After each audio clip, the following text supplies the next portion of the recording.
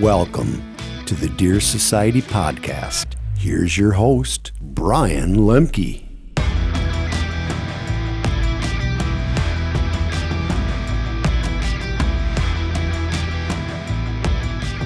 Hey everybody, welcome back to the Deer Society podcast. Thanks for tuning in. Bryan Lemke here, joined by JJ Ducart and Brian Clary, and we are talking about big bucks and strategy for this podcast. There have been some big bucks that hit the ground. We're going to talk about that.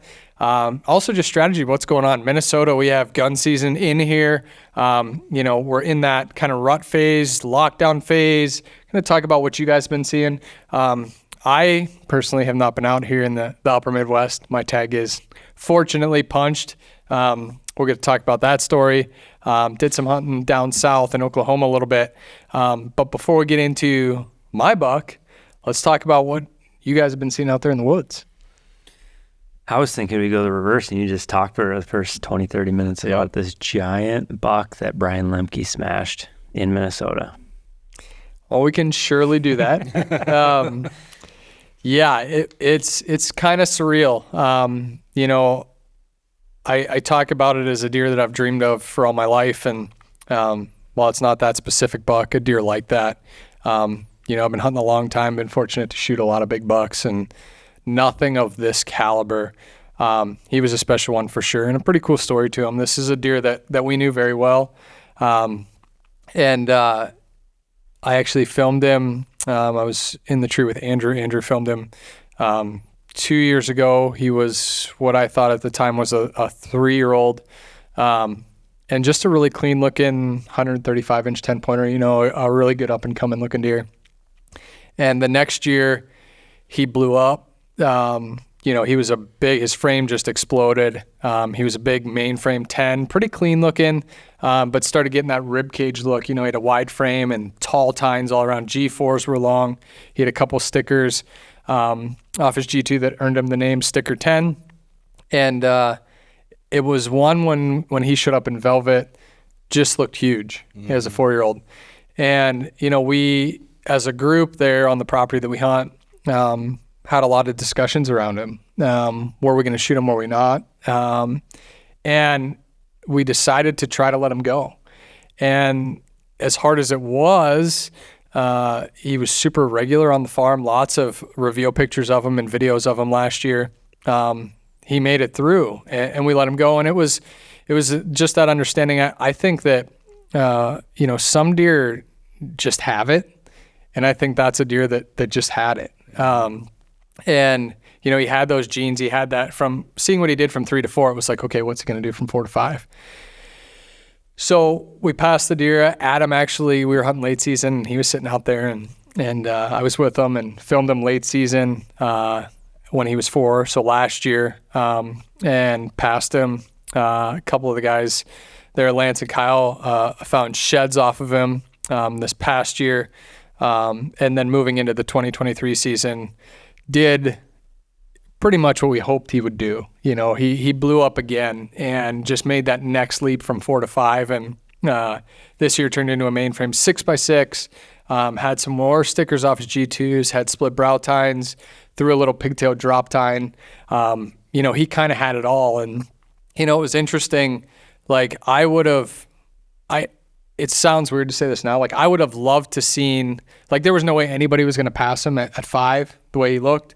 I would have loved to seen though what could have happened, from 5 to 6. Mm-hmm. It's hard, like the neighbors, they had a few pictures of him too. They were going to kill him at 4.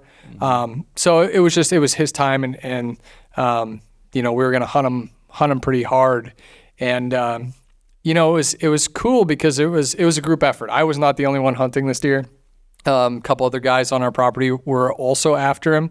And it was kind of that cat and mouse game. We had a ton of pictures and videos of this deer, and, he was still Sticker 10. That was his name, but, I kind of renamed him Waldo, because it was like, where's Waldo? This deer was a traveler. He was on the north side. He was on the south side, east, west, everywhere in the same night. And we spent a lot of time, analyzing Onyx maps and Trocam photos and trying to figure out how to hunt this buck effectively because he was all over the place.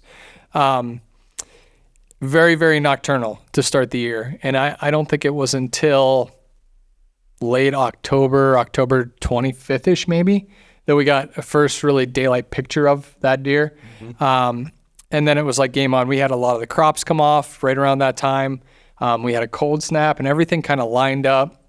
Lance was in there hunting, and actually the 2 days before I shot the deer, he had encounters with them, pretty good ones. He was chasing does. He was up on his feet. And October 29th, I went in there to a new stand that I had hung kind of right in the center of our property. And it was over a cut cornfield, big bedding and ditch down below where this deer lived. And sure enough, was lucky enough to put eyes on him. He came out to check a couple does and then made his way my way. And that was it. This is my first year hunting with a prime, the new prime that's getting released here pretty quick. And man, it was awesome just to shoot that deer and shoot him with the new bow. And I like I said, it's still kind of surreal. I consider myself lucky. There was a lot of, a few other guys that could have potentially shot him and would have been happy if they did. But I was the one that ended up getting a crack at him. But it was a lot of strategy, a lot of analysis of reveal photos and videos and, looking at maps and just putting a game plan together. And then, just getting in there when the time was right. I didn't hunt a lot before that. That was the kind of deer that I had my sights set on. The interesting thing was we had quite a few other and still have quite a few other really good deer on that property. And when I started, deciding I was, okay, now was the time to get in there and hunt, the night before I shot that deer out of the same stand, we had a deer come in that I call Wide 9. And Wide 9 is also a 5-year-old deer that we knew really well. And just super mature, heavy bases, really, really wide. He's got those tall, wide brow tines. Gorgeous buck. And one that I would have been happy to shoot for sure. I mean, he's a true trophy.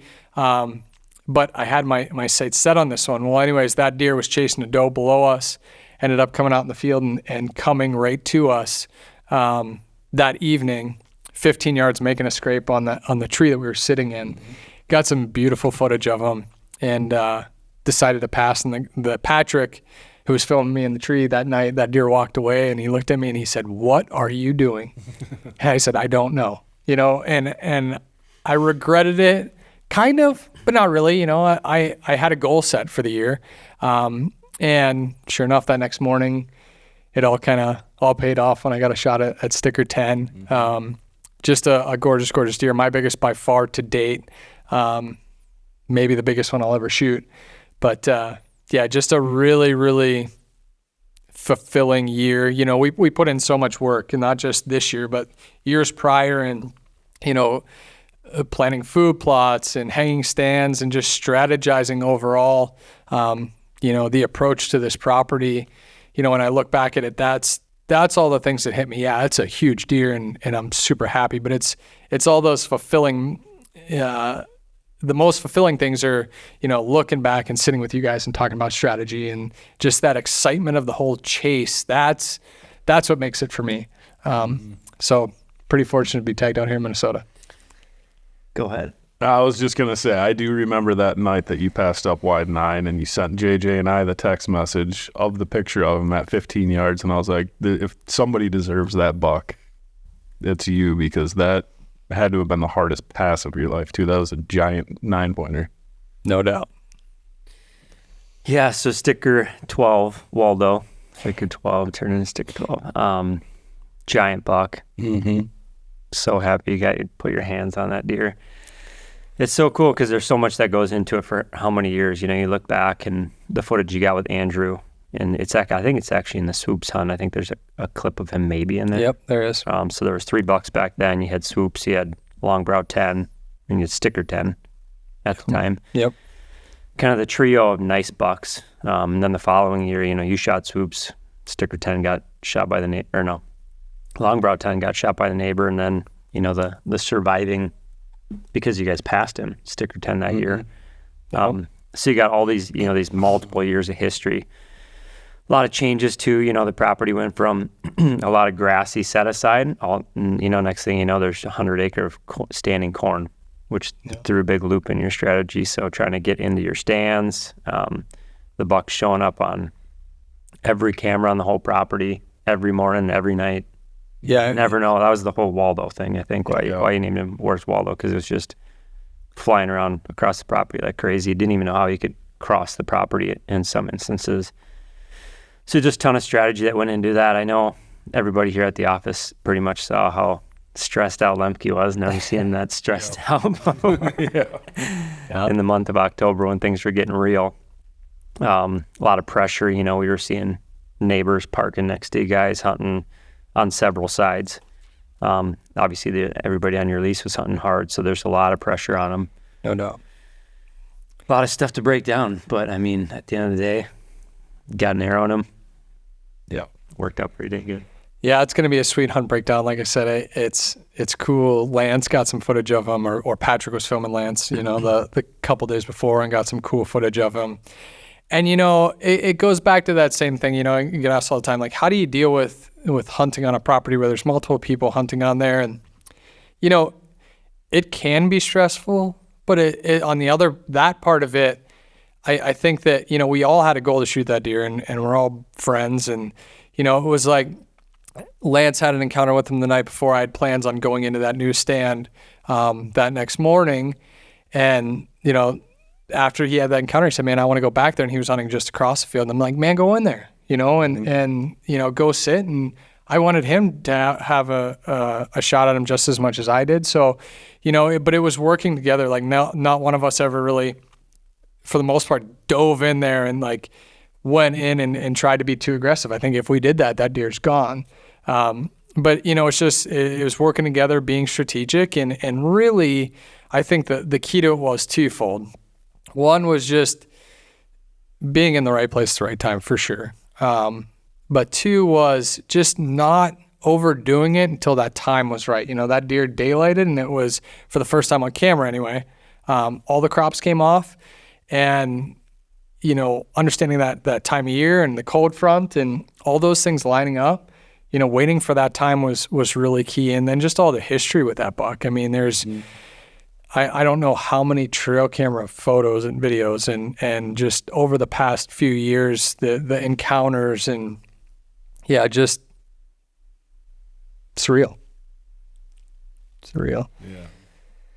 Yeah. And the cool thing too is like multiple people on the management practice you guys have, there's multiple really nice deer. So even if somebody else shot him, like, Lance was filming, still could have done a nice breakdown, like still had all the history. It's like a team effort there. And I'm sure you'd have been happy shooting one of the other bucks too, because there's some nice deer there. No doubt. I thought it was kind of funny when Lance is like, is that all I'm good for anymore? Is just B-roll for all your kills, Bryan? Yeah. Because he keeps filming some really epic footage, and then you've been last year. You've been taking, so you got to repay him. And I said, maybe that, you filmed wide 9, and that's just Lance's buck. I see. There we go. I think that'd be perfect. Trade off. Lance is actually out there hunting today, so hopefully that's he gets a nice deer. I mean, anybody would be happy with that buck. No doubt. He's super cool. It's interesting. I said this. I think if they were standing there next to each other, like, you would shoot, not arrogantly saying this, but you would shoot the buck that I shot every single day of the week. But that wide 9 is more impressive than the deer I shot in some ways. Just like, so my deer, like, he's not super massive. Like, he's got decent mass, but doesn't blow the charts off. He is big and framey, wide, big tall tines. Mm-hmm. Wide 9 is super heavy. Like, he's just got that big mature look to him, that big black forehead and wide brow tines, and just super impressive in his own way. And that's what's cool about whitetails, right? Is they're all so different. So unique. Mm-hmm. So yeah, just one of those things. And hopefully that genetic carries on for years to come and in some of the bucks around there. But my biggest buck to date, cool story. Can't wait to break it all down, because there's so much to it. But again, just waiting for the right window. we talk about this deer traveling so much, and that's something that we all talked about so much, was this deer was getting all over crossing the whole entire farm. And this year, it went from the big middle section of this farm went from CRP, came out of CRP, and that was all standing corn. So, there wasn't really a good way for those deer to travel all that way. They had to be traveling the edges. A deer like that with this rack isn't going to walk 1,000 yards through a standing cornfield. It'll cut through it, but not that far consistently. But it was like, it was hard to pin down like what edge he was using, which side of that corn he was even using, because it was different all the time. There was so much inconsistency there. I think the one consistency, as it got later into the later weeks of October, it seemed like that deer started to shrink his core area down, surprisingly enough. We think about deer traveling and moving, especially during those times, and opening up different scrapes and, searching for does. That deer was all over the place, and it seemed like towards that last third, fourth week of October, his area started to shrink down, in one more of a certain section of our property. Now, he was still all over the place. But yeah, there was definitely a lot of strategy, but definitely some luck involved there too. Mm-hmm. Well, just the way you played the winds and the different edges that you hunted, and the strategy that, we talked to you every morning before you went out, it was fun to watch you stress over it. It was fun to watch you stress over it. It's all gravy now. Yeah. It's got to feel good. Me and Clary do not know what that feels like right now. So we are struggle bus. I don't know if it's a struggle bus, but we're closing in on a couple maybe. Turning the page to the non-tagged side of the table. Well, the good news is there's lots of season left, and it's just, some of the best hunting is still yet to come. We're in that kind of rut stage, maybe lockdown stage. We're starting the lockdown. But, there's bucks, that lockdown phase only lasts for so long too. Buck gets locked down on a doe, boom, he's up and going again. JJ, I know you've had a lot of luck, in the later weeks of November. But what have you really been seeing? Obviously, our gun season's in now. What have you been seeing out there? What have the deer been doing? Well, I hunted Wisconsin last week. That was a total bust. There's just no shooters there. So that one's been a struggle. In Minnesota, had a little bit more luck, but just seeing nice deer, not seeing the big ones. Saw the big one the other day, but locked on a doe. And it was kind of like that situation where, you got a hot doe and all the bucks are basically locked on her, and he's fighting off the small bucks. And unless you can get in front of that doe, it's pretty hard to predict where a big buck's going to walk right now. There's probably some cruising going on between does, which happens every couple days, but to get a big buck right now, it's tough unless you can really get a doe to pull one through in front of you. That's what I've been seeing. So putting in some stand time, sitting in some spots that are more not so much food related, just more transition bedding. Really, the scrapes have dried up. There's no action on scrapes as far as I'm seeing. I've seen a few of them open up, but not many. Yeah, a little bit, but it's all about the cover, transitions, hot does, which is not necessarily my favorite time to hunt. But I've shot a few bucks later in the year. I've shot some November 16th bucks and some November 20th. So this weekend will be good. We got a cold front coming, so hopefully that'll just spark some movement a little bit, but really waiting on lockdown, what we call lockdown, to free up a little bit before I think, at least I have a good shot. I'm already thinking late season, and I have been for a while just because of the deer I'm trying to shoot and the deer that are around. I keep kind of looking back to last year's footage, late season food, and that's probably going to be my highest chance to shoot a buck, I'm guessing. Yeah. How about you?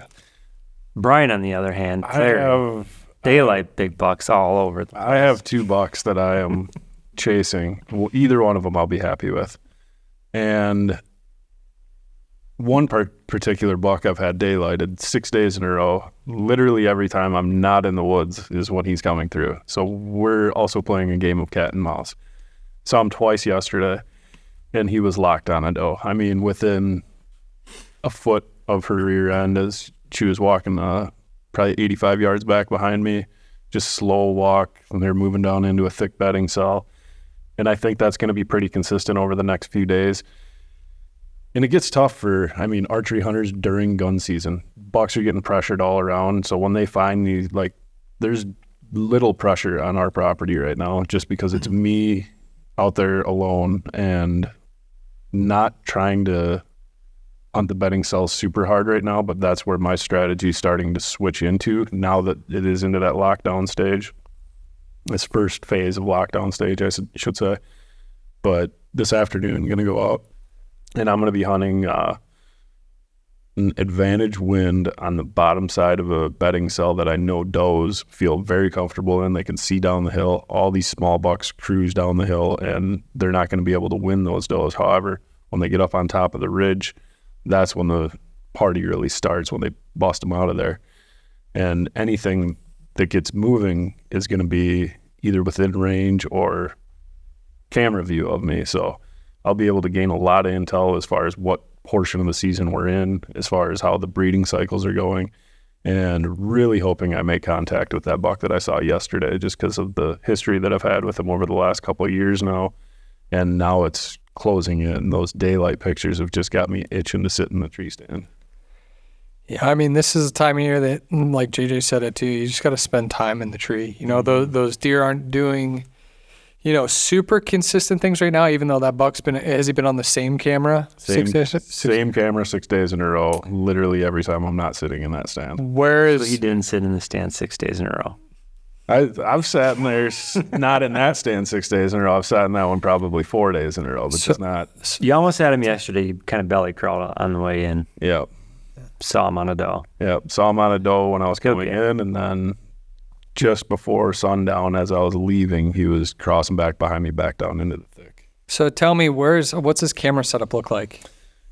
Highest point on our property, highest point in that area of terrain, and I have a water hole right on the top of it, and you got bedding cells all the way around it, so any doe that's getting run down by these younger bucks come up, quick drink. When those does come up, that's when the bucks are following in. So it's the only disadvantage that I really have in that stand is I am completely wide open as far as the stand placement, just how I had to hang it.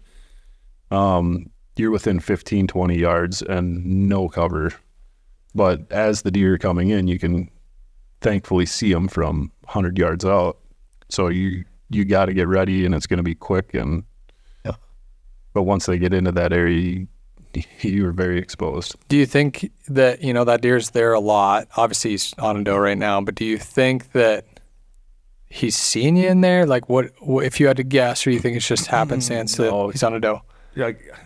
He has me back in there. I think that he's going down to the lowlands during the mid part of the day and then coming up in the evenings or in the mornings to get his sip of water with whoever his breeding partner is at that time. And I've seen him with, I don't know if it's 2 different does, but it was about 5 days apart with does. So, telling you, I would not, if I were you just hearing this little bit of story, I would not abandon that water hole. I would, for me, and have the wind, I would stick right there. That deer is going to be there. Water can be a huge asset to you right this time of year. We talk about water early season, moving through the whole year. I think water, if you have them in the right spots, and obviously this one is maybe not down in their bedroom, but it's obviously in the right spot because he's there, can be killer right now this time of year. Not only do the does need it because they're getting chased around, those big bucks, man, they're burning all of their energy right now, running their butts off, chasing these does.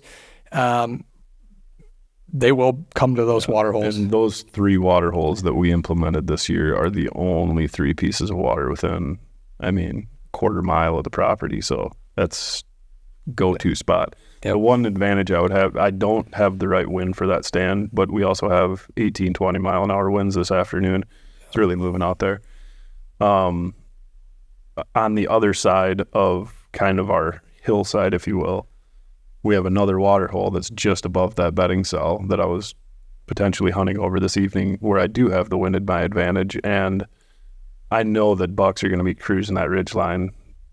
I mean, they're probably out there right now in the morning, so. Yep. You'll catch up to them. Stay persistent and don't overpressure too much. But, man, I would focus on those water holes and wait for them to show up because they will be there. Yeah, that's a game changer for your property. You went from just a lot of bedding to now you got the water in there, a little bit more food this year. Yeah, we put in about 3 acres of food and a couple more water holes. But you also got all this gun pressure this weekend. Yeah. I know your neighbors are I've heard some shots your direction sitting out in that area. Yeah, and so there's a lot of pressure, but we have keep it low key. We don't have the biggest property, but the way that the property sets up, it's nice because it is a little sanctuary that deer can get into between all that gun pressure. And once they're in there, they know they feel comfortable. So really hoping that pressure to both the east and west of us is starting to minimize. I know a lot of their tags have been filled, and hoping to see that stay true the rest of the week throughout the rest of this gun season. I think there are, one of the key things is to, if you're out there and you still got a tag in your pocket, not get too discouraged right now. Mm-hmm. I know it can be hard. You might be hunting hard and, you just got that tag burning a hole in your pocket. And, even if your cameras aren't lighting up right now, like I don't think anybody's really are. But this is the time of year that, man, being in the tree, every year you hear it, and it's somebody out there, and he hasn't seen a lot of deer. He hasn't seen a deer in days. He's still out there grinding, and 10 o'clock, here comes a big buck strolling through there, and he kills him. It's like this is the time of year where bucks are really moving. Yeah, they're getting locked down with does. If you can get in there, great. If not, they're with a doe for 3-4 days, whatever, mm-hmm. and then they're back up and they're going to cruise again.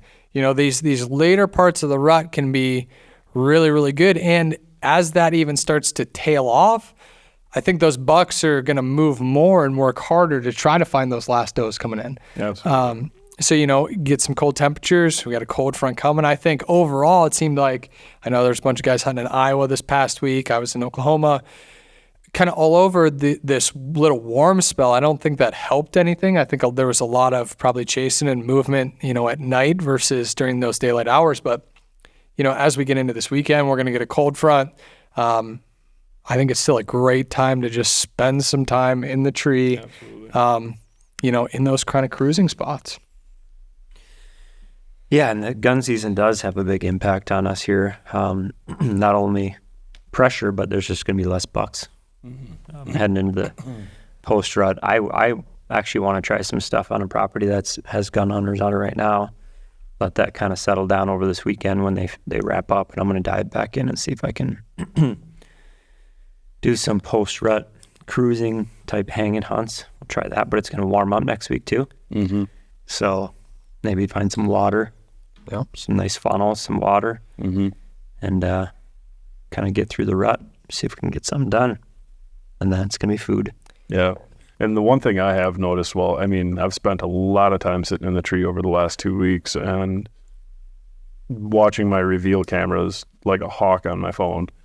I have seen multiple good new bucks showing up. Whether it's for a day or two or some of them are hanging around now, but you're exactly right. This is the time of the year you got to be out there. You're going to see those new deer coming through. Keep that attitude as high as you can. I know I get discouraged very easily when I am on a deer, and it's during this time of the year. They're normally never patternable, and this deer that I'm hunting it's just that cat and mouse game, and you got to keep that positive attitude because it's only a matter of time before you connect with one of these deer. Yeah. Let's talk about a little bit calling this time of year. Are you calling right now, or are you not calling?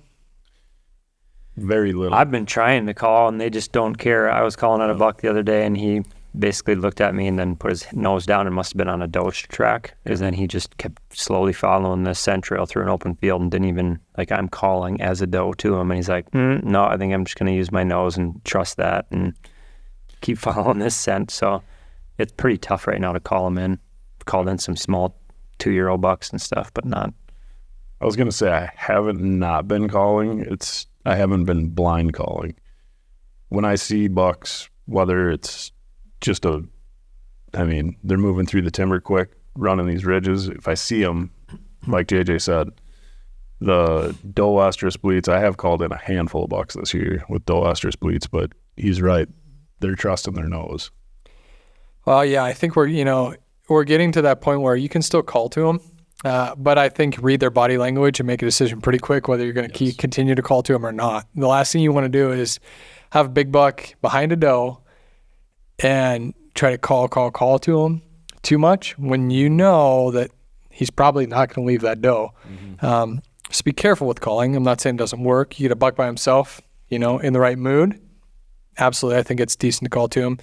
It was interesting. So now we're going back a week or so, but the day before I shot sticker 10 or sticker 12, Lance had an encounter with him, and he was about 150 yards away, and he couldn't see over the rise that the deer was over, but he could see the deer, and he hit the black rack, and that deer, boom, shot his head up and looked. Mm-hmm. Hit it again, and then the deer took 2 steps, and then he grunted, I think twice with the extinguisher, and that deer was like, boom, boom, boom. I mean, 4 purposeful steps right towards him, like, I'm coming. And I watched the footage, and I'm like, man, he's going to call that deer in. And then a doe from over the rise, boom, took off the other way, and he was with her and followed her off. I think if that doe wasn't there and he was by himself, I think that deer would have stomped across the field, and it would have been epic. Yeah. But about a week ago, rattling was, that was the name of the game. Every time you put those black racks together, you had deer coming in from every which way, and most of them are young bucks, but they want to see what's going on. Those mature bucks are soon to follow. For sure. Yeah, and like I was calling to that buck the other day, it's 3 or 4 year old deer. He didn't respond. He kept his head down. He must have had a doe pass through before I got there in the morning, so he just kept on that track. But sure enough, this little smaller 8 just comes from the other side. He comes walking in, so you're still calling deer in, but maybe not always the right one. I don't know if a big buck would have just blindsided me like that. Maybe. You never know. yeah. I've heard that. Depends on their mindset. Yeah. I think a lot of the big bucks are just on the does. Yeah. Like they kind of take priority. So trying to call them off when they're trying to protect a doe is they're already trying to fend off multiple bucks in most cases. Right. So I don't know if they're going to leave their doe to come to you. Yeah. Right now. This first phase of the breeding cycle, the older does will come into estrus first. The middle age structured does are going to be coming into estrus shortly after, and then the first year fawns to 1.5-year-old does are going to be coming into estrus last. So this cycle is going to last 2-3 weeks as far as how these bucks are reacting. But right now it's those older does though that are getting bred. I've seen them firsthand getting followed and locked down with different bucks. So for sure. Well, your guys' time is coming. Keep grinding. Have you ever shot a buck right now, or is it mostly after? I've never shot one. I shot one on the 11th. What's the date today?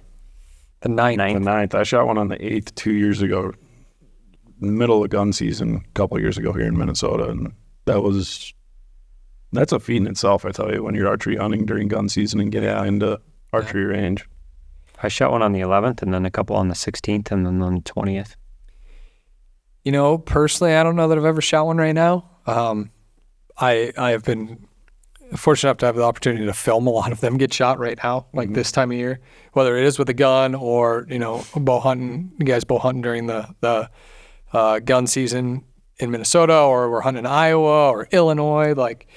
It's really good. I think, if you're a little south of us, we always talked about the 10th being a special day in Iowa, or Illinois or even Kansas. I think we're just on the end of it down there. We were down there. I was hunting in Oklahoma with some family friends and had some of my family hunting on the Kansas side. My brother-in-law in Kansas shot one of the coolest bucks I've ever seen. He shot a 181-inch deer.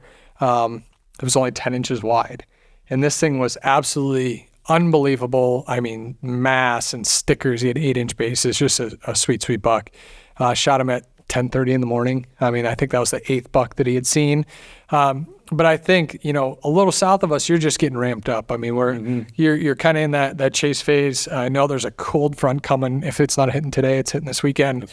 And think it's going to be lights out, even through Iowa as well. So gear up, get in the tree. I think it's gonna be really, really good. And I think even here, if you can get away from some of that gun pressure, get in, where those bucks have some does, where they feel safe, I think you have a really good hunt coming up. Absolutely. So, well, we're gonna wrap this up. Bryan, you're going to the tree. JJ, maybe not tonight. Not tonight. Gotta get some work done. It's too windy. It's windy, but cold front coming. We're gonna update you with another podcast next week.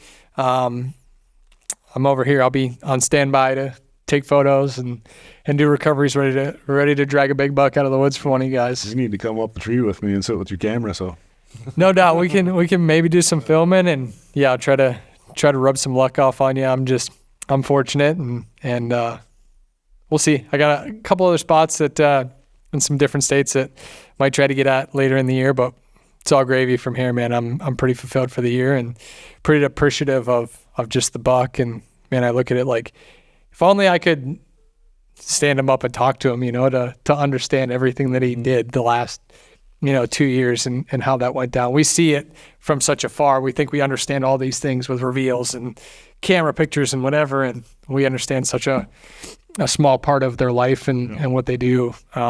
It's just more appreciation than anything. So, absolutely.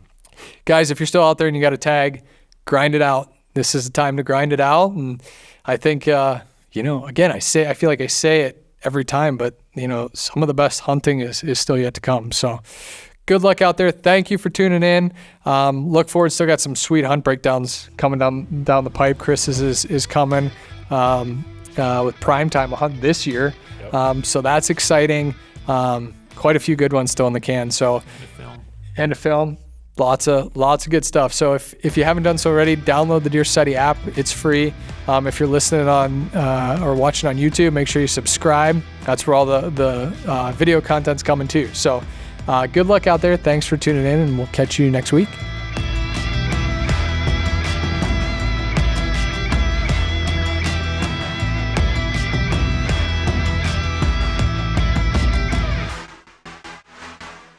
All our sponsors here at Deer Society are partners whose equipment we know we can trust are going to make you more successful and have a better experience in the field. Products like Illusion Systems, maker of the Black Rack, the Extinguisher, and the Phase Body Odor System.